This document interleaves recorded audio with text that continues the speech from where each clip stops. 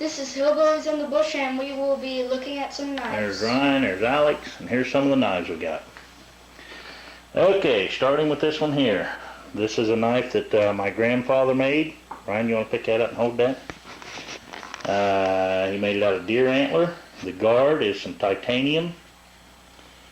Turn that a little bit that way. There we go. And the blade, I believe, is a file. I can't ask him any questions anymore, but he's told me some of the stuff or the materials he used when he made that knife many, many years ago, probably before I was born. The next knife we got is the one that I first made, and that's this knife right here. It's made out of a industrial power hacksaw blade. It's not very thick. It's actually pretty thin. But then I later redid it because it kind of looked crude, and I wanted it to look a little better. The next knife, this is an Explorer 2, if I'm not mistaken. Yeah, it's Explorer Survivor 2. I bought this knife back in, I think it was 85. And it was back when those type of knives were, you seen them everywhere because of the Rambo movies. This knife here is a marine knife, which is made by Camelus. I know that K-Bar and different companies made them, but this particular one's made by Camelus. The next is a British Commando knife. Now this is actual military contract British Commando knife. It has a NATO number on it. It's got Sheffield, England, 1976 stamped into the guard when it was made. This one here is Ryan's knife. It's a United States Air Force survival knife, and that's his everyday carry knife when we go to the woods. That's the one he prefers to carry. It's his knife, and that's the one he takes. Now the next one is a knife that my wife's grandfather had, and the handle's all busted up. It was all rusted and everything, but it is Soligen. It's UNSCO Soligen, Germany. And I sharpened the blade up and tested a little bit and found that it was good steel. It has like a double cut saw blade on it. I don't know if you can see that.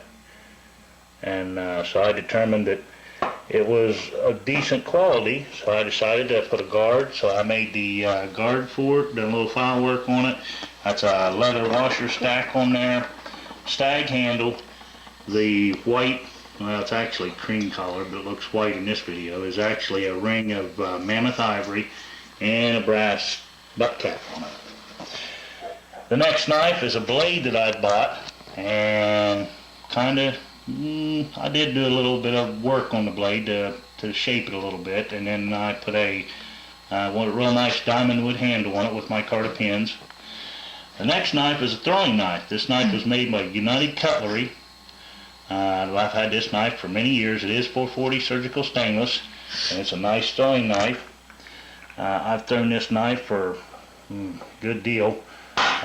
Never bent, never broken, and I've had it flip clear back. This is another blade that I purchased several years ago, a little dagger boot knife, and I put a handle on it.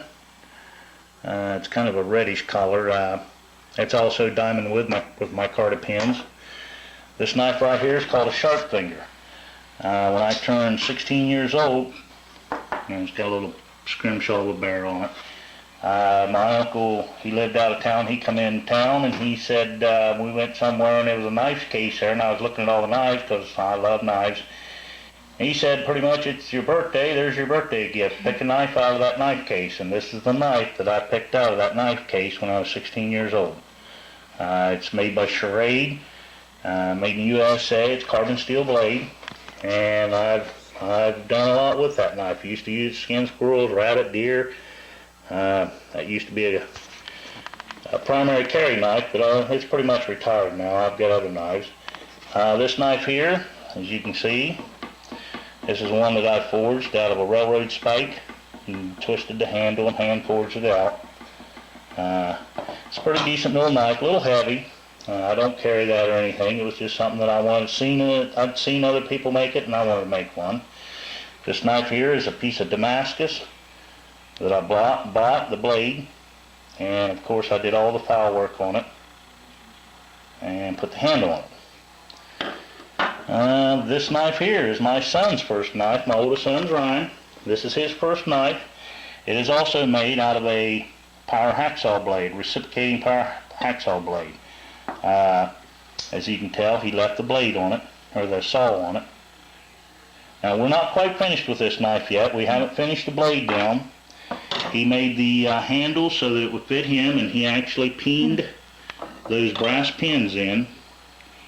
And those brass pins, the handle's been glued and then peened brass pins. What we have to do now is, he's actually finished the handle down, so now we've got to go ahead and finish sharpening it and cleaning up the blade a little bit. This here knife here was one of the first ones I decided to start making. Those are my initials right there. When I first started making, before I got my knife making, it's a 2x72 inch grinder. This one here was hand filed. It's a piece of 3/16 01 tool steel, and the whole blade and profile was hand filed out, which takes a lot of time. The grind was hand filed. Some of these knives you're seeing got rust spots on them because they are 01 tool steel. They have been in storage, and the storage, the compartment I kept them in got a little bit wet and they started rusting. This blade here is a Damascus blade, 512 layer Damascus that I bought, and put these nickel silver guard on. The stag, or the deer antler, is whitetail that I got off my father's property, and I put a little bit of firework on it, and that is elephant ivory that I turned down on a lathe and put pins in the back. They're little tiny pins. They're not very long, but it's elephant ivory. This one here is a blade that I made. It's a 01 tool steel as well. There's my initials. The handle is actually stabilized bird's eye maple. There's pins on the outside that are copper. There's stainless steel tubing inside. These right here are stainless steel tubing, and I've got elephant ivory inside of those. But very sharp knife. It's a hollow ground. Now this is after I got my machine. I was able to hollow grind that blade, so that took a lot of the firework out of it and helped speed up the process. This is sort of like a miniature version of that.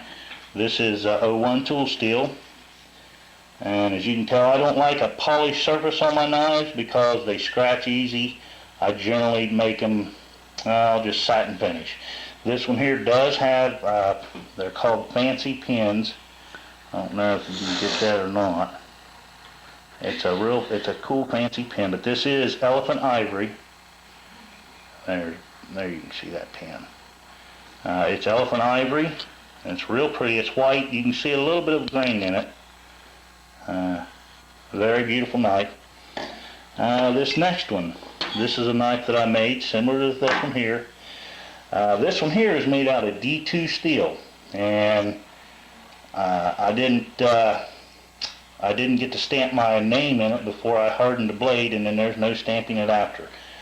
This one here has got mammoth ivory, and I scrimshawed it. Scrimshawed a little mountain scene there. But this is the one I carry when I'm deer hunting or squirrel hunting. That knife right there has went through a lot of deer.